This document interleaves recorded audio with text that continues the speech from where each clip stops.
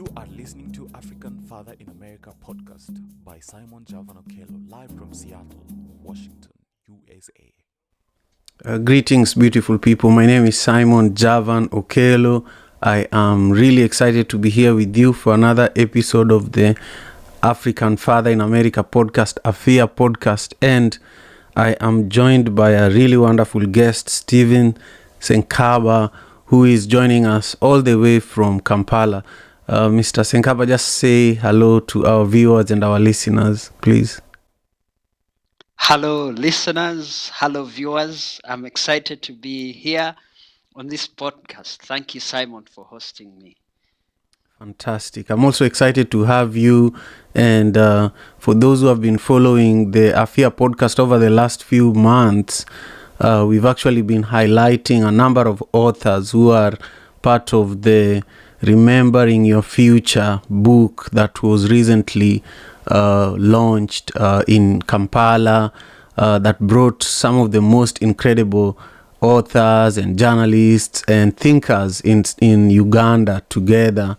And this book was edited by Chris Conti, who is a renowned journalist based in Washington, D.C., and I've really been honored to have the privilege to get in the minds of incredible thinkers like Stephen Senkaba, who is joining us here today. But as usual, we will start with an African proverb, and our proverb today takes us to Uganda, where Senkaba is. And this proverb says that never give a dog a second bone until he has finished the first one. Never give a dog a second bone until he has finished the first one. So if you're watching the show on YouTube specifically, I want you to make sure you give us your thoughts on this proverb in the comment section, subscribe to the channel, and also give this video a thumbs up. That's how the YouTube algorithm understands that you actually showed up to be here with us today.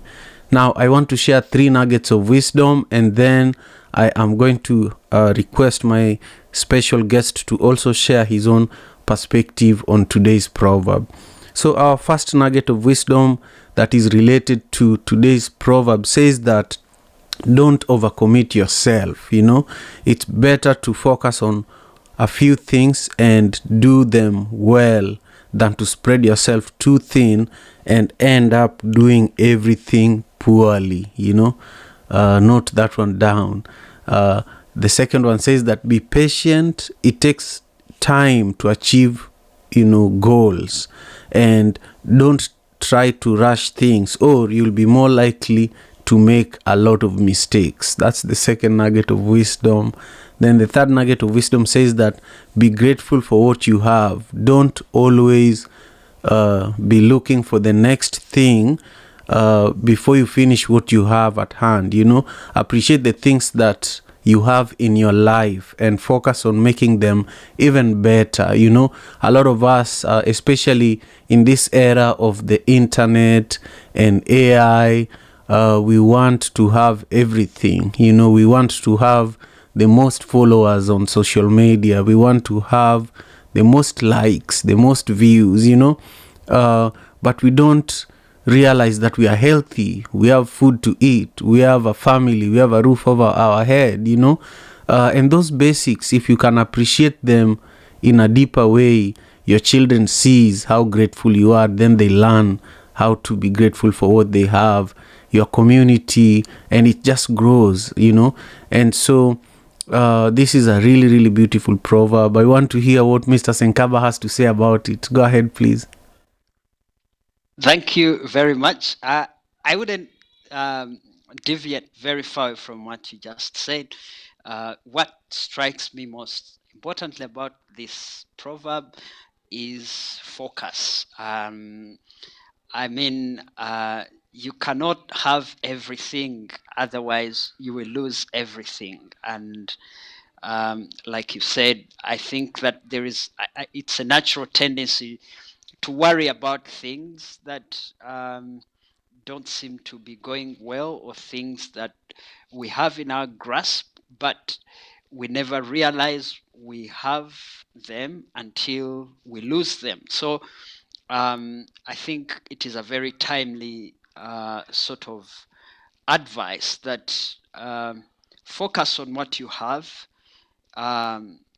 pay attention. There is a school motto here that says, um, um, launch in the deep, like when you do something, go to the very depth of that thing instead of, like you said, spreading yourself too thin. Concentrate, pay attention to what you have, appreciate what you have. That way, you are able to make the most of it before you worry about having everything else. That is the biggest takeaway for me from this proverb. I love that. I love the statement you also mentioned at the beginning of your thoughts, where you said that if you want everything, you lose everything, and that's so important. Especially to me. One of the beautiful things about podcasting and especially for me, the Afia podcast, is that I am a student too. I don't come here to host so that I can pretend that I know everything, but I'm learning constantly. I'm learning constantly because I believe that based on all these ideas that I get from all the guests that I host, I think I become wiser. Maybe that's why I have a lot of gray hair lately. Anyway, Yes, yeah. So, yeah. one of my favorite questions that I love asking each and every guest on the show is for my guests to share a childhood story. Because for me, I believe that the work I do today was inspired by something that happened when I was younger. And I love sharing a story of when I was 8 years old. My mother gave me a bicycle and asked me to help her distribute milk and bread in our neighborhood. And, I grew up in Manyata in Kisumu, Kenya. And those years really inspire who I am today. That's when I formed the habit of waking up early, working hard, building strong relationships, and finding solutions to problems in our community. Share with us something similar, something that might have happened that continues to not only inform your work as an author, but also as someone who loves studying. Now you're a PhD student. In fact, for those who are meeting Mr. Senkaba for the first time, is a PhD student at the University of Oregon here in the US. I don't even know how he's able to do that from Kampala. And is in the School of Journalism and Communication at the University of Oregon. And, he's got a rich background of, studying, digital media platforms and, and also local language media in Africa.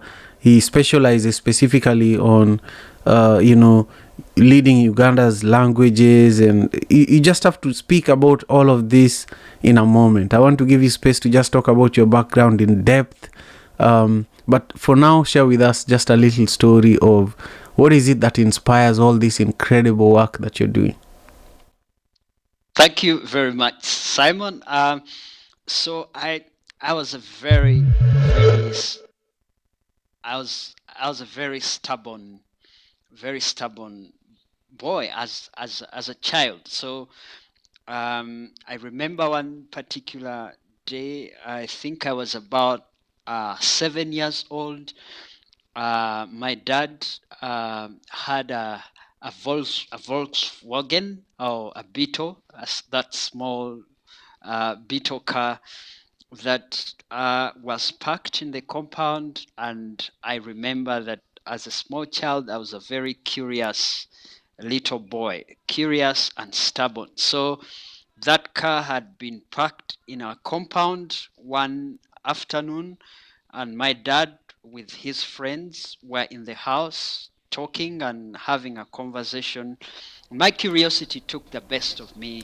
Yes, Senkaba, just move slightly this other way because I'm just seeing half of. There you go. Now you can stay there and don't move. So Okay. you're saying your father and his friends were inside the house and curiosity took the better of you. So Yes. keep going. Yes. Yes. So I I opened the car. I got into the car. Somehow I convinced my two siblings to follow suit. I got into the driver's seat and somehow tinkered with a starting key, and I was able to move the car. I was able to move the car. I was too little to even step on the brakes. I didn't know what I was doing, but the car moved. And what saved us is that we're able to hit a house that was right in front of us. So it moved a distance and it hit the house that was in front of us. And then my dad and his friends came from the house, and they came to our rescue. They were concerned, they were annoyed, but I just looked on as if nothing had happened. This story, scary, almost unbelievable as it sounds, sort of speaks to my curiosity. I have always had questions about things. How do things happen? How do things unfold? The more impossible something looks, the more interesting it is to me. That has sort of driven me to venture into areas that I have almost feared. The more fearful something looks, the more sort of inviting it is for me to try out, to find out what exactly is happening. So that story has never left me because, first of all, it was a very risky thing to do. I don't know how my 7-year-old self mastered the courage to do that. But also it has inspired me to always find out what is happening and how do I get myself involved into situations. I love it. I love it. I was laughing the entire time because I had a similar experience. You know, matatus, these minibuses in East Africa, in Kenya, Uganda, they're much more common. We had a Right. neighbor who had a matatu, and I actually ended up doing a similar thing. He used to give us free rides in his matatu. So I used to see him starting the matatu with 2 wires, you know. So one day while he was in his house, you know, he lived in the same compound with us. I was like, today is my turn, you know. Oh God. So I brought all my friends in the, you know, in the neighborhood and told them, hey guys, I know how to drive this matatu, you know. Oh, Let's go wow. for a ride, Wow. you know. And I was also short, just like you're saying. I was little and I could not even reach the brakes, but I was so confident. I was like, I've seen this guy do this thing many times. So today is my turn, and I can't even continue with the story. I'll just stop there. It's a story for another day.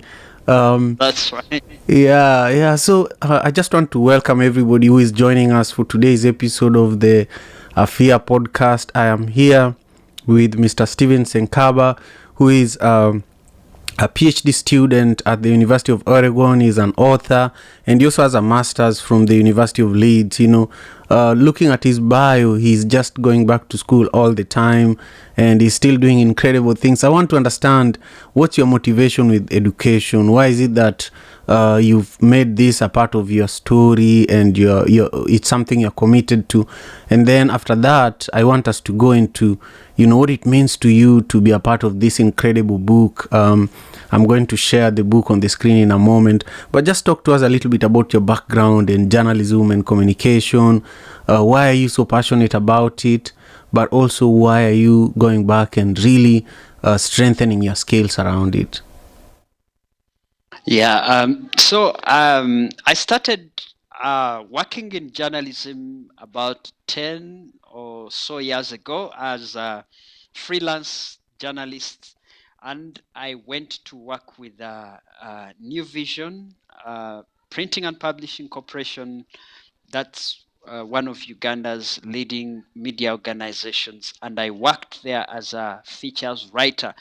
So I've always been fascinated by storytelling, and all my journalism career revolved around writing descriptive pieces that enabled me to uh, observe and also write creatively. That's why I never did so much of news writing.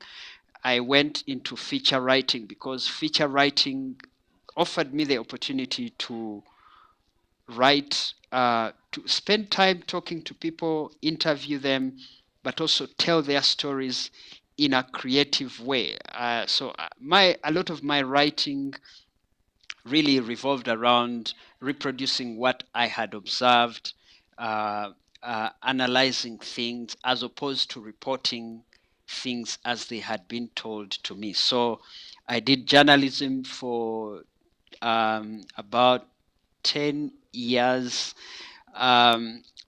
taking opportunities to go back to school. 5 years into my career, I went and did my master's degree in international journalism at the University of Leeds, following achieving scholarship.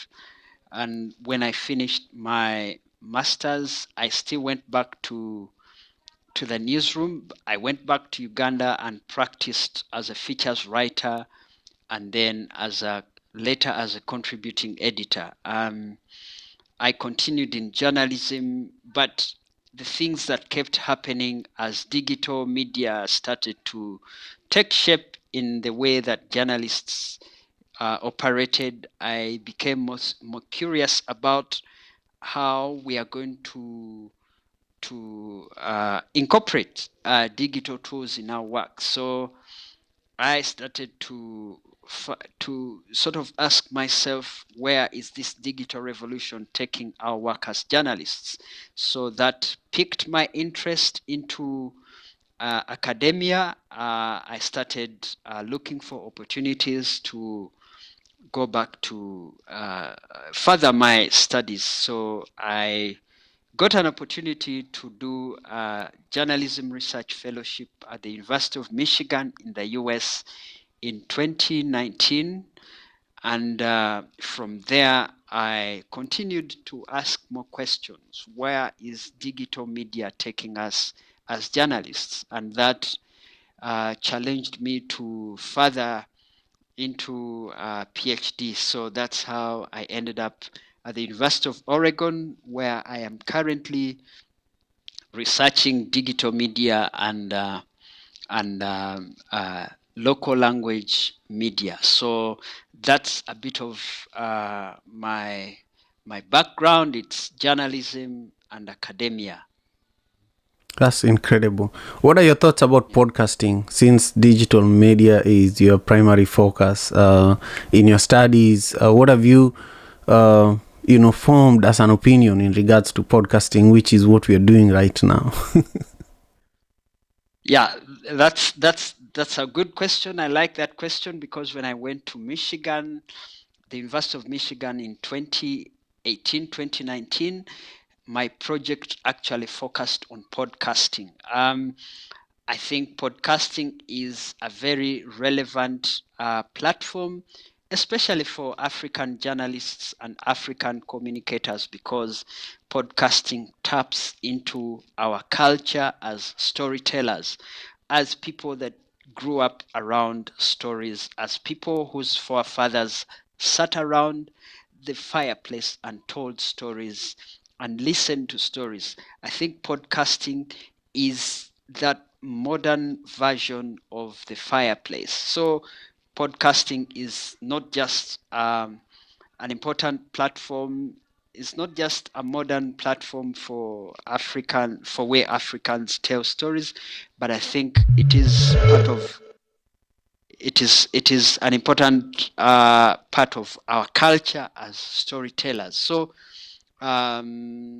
it is relevant, it is timely, And actually, when I went back to New Vision at the end of my my fellowship at the University of Michigan, I was asked to start a podcast platform, and since then, New Vision Group now is venturing into podcasting. So it is important, but it is also relevant. It is very African because it taps into our ability to narrate and share our experiences. That's fantastic. So, I just thank you for responding to that question. I know we didn't plan for it. For those who are joining us, part of why we are here is to really dive into this wonderful book known as Remembering the Future, reflections on Uganda culture and reflections on Ugandan culture in changing times.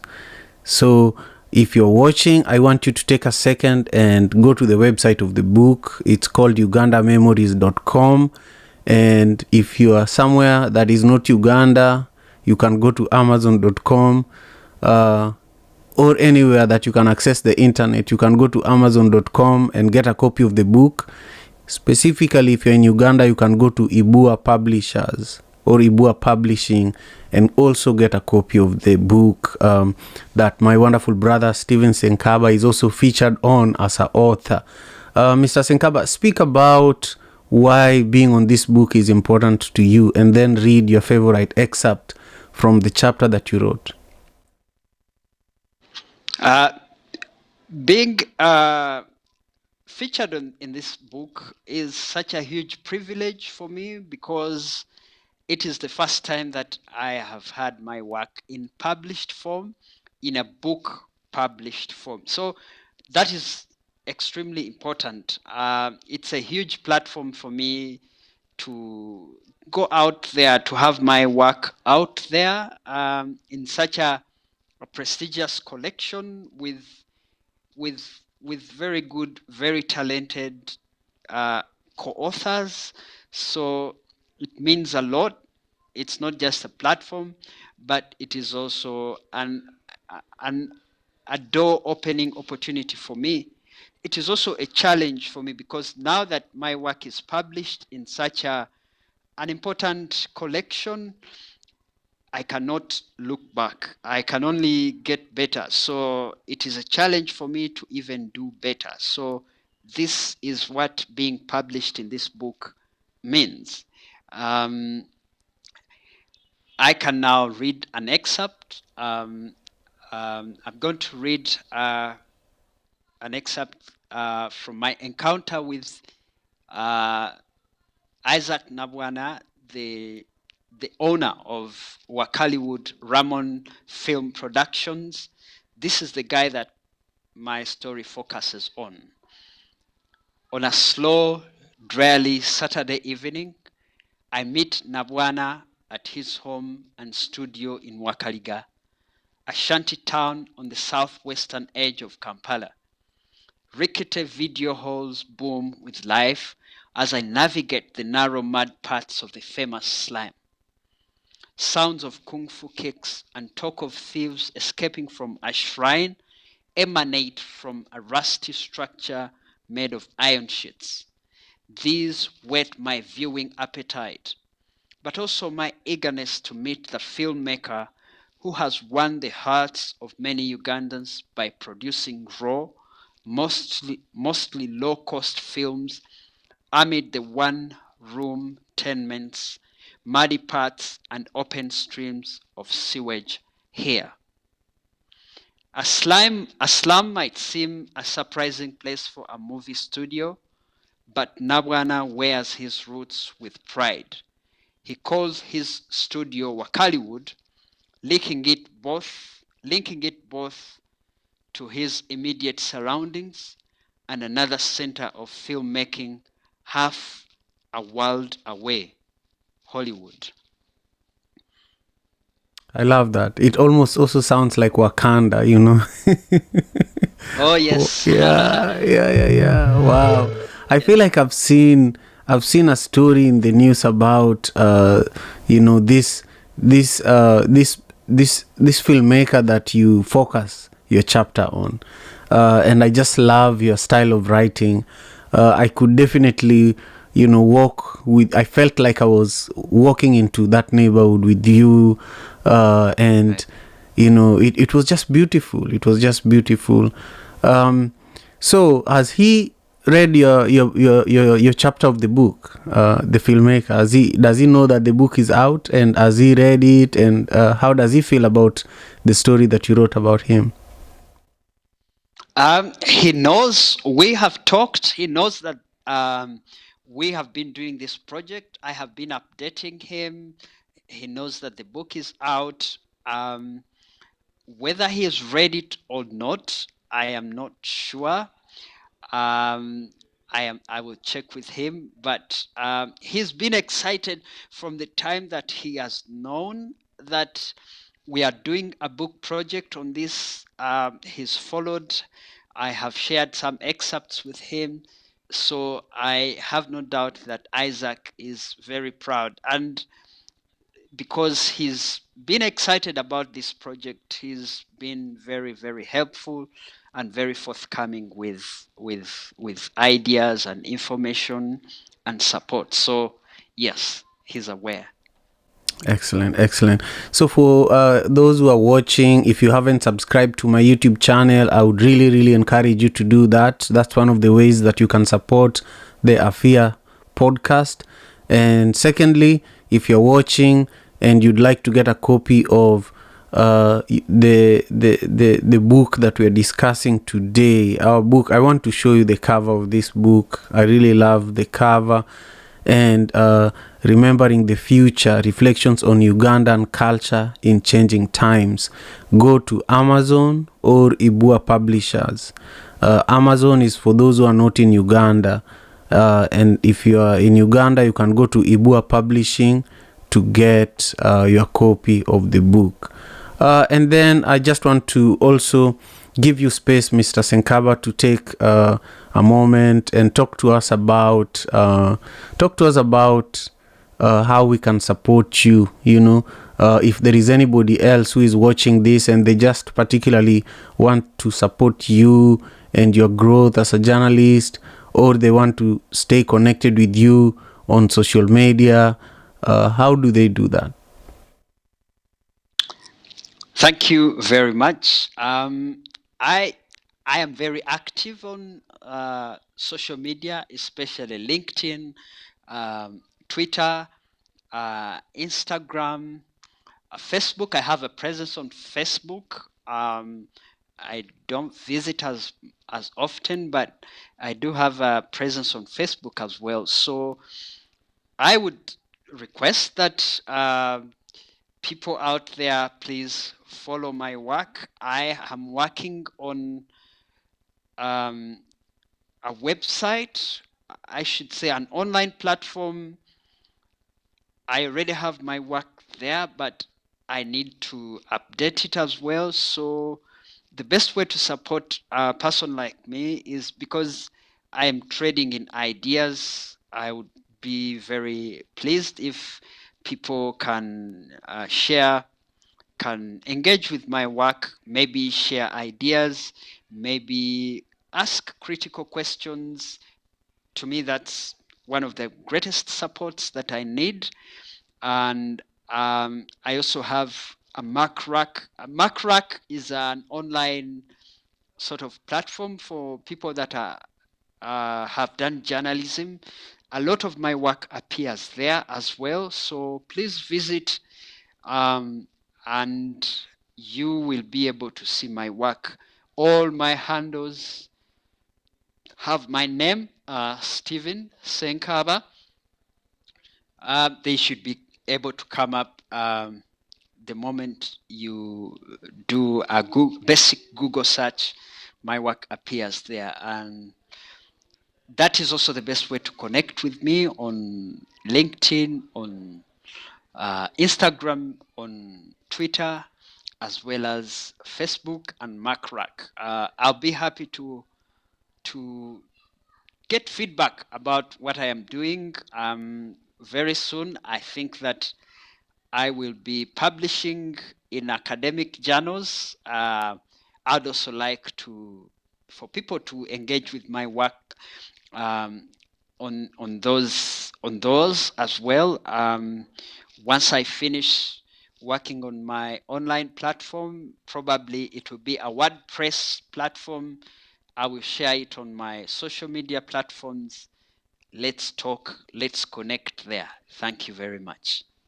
Excellent. Thank you again for making the time for us to have this wonderful conversation today. For everybody who joined us, I just want to thank you so much. And make sure you subscribe to my channel. My YouTube channel is where we are live now at Okello Javan. That's the Afia Podcast official channel. But I want to give a shout out to some of our wonderful guests. I see that Joe Brazil joined us here. He says, "Good morning, Kings." Masha Mutisi also joined us here. She says, "We learn a lot on the show indeed." And then Jones Manasseh also joined us from Kisumu. He says, "Following in from Kisumu, Kenya," and also says that the more impossible, the more interesting. Amazing. I love that. And then Stephen Okoth also joining us from Kisumu, Kenya says, "Hello, great family. Good morning, good evening, happy day, and blessed evening." And also Martin Osome says, "Inspiring story." So I just thank you all for taking the time. My guest has been wonderful, and he has shared with you how you can stay connected with him. I'll be back here again, same time. Mr. Senkaba, thank you again. Have a beautiful rest of your evening over there in Kampala. Whenever you have a project that you want us to highlight on the show, feel free to reach out and we can have you back as a guest again. Okay? Thank you so much for having me. I'm happy you're in Seattle, so you're not very far away from where I live. So I will be in touch. Thank you so much. I will soon go back to Oregon. Thank you, and thank you for having me. Thank you for this opportunity, and to my fellow authors, to Chris, and everyone who made this project possible. Thank you so much. Thank you for the platform. Thank you for everything, and to our viewers and listeners on the Afia podcast and YouTube channel. Thank you for the attention. Thank you very much. Excellent. Let's stay in touch. Thank you very much. Take care. Thank you. African father in America. Tujikaze, tujikaze, jikaze. Tujikaze, tujikaze, jikaze. African father in America. Tujikaze, tujikaze, jikaze. You are listening to African Father in America podcast by Simon Javan Okello, live from Seattle,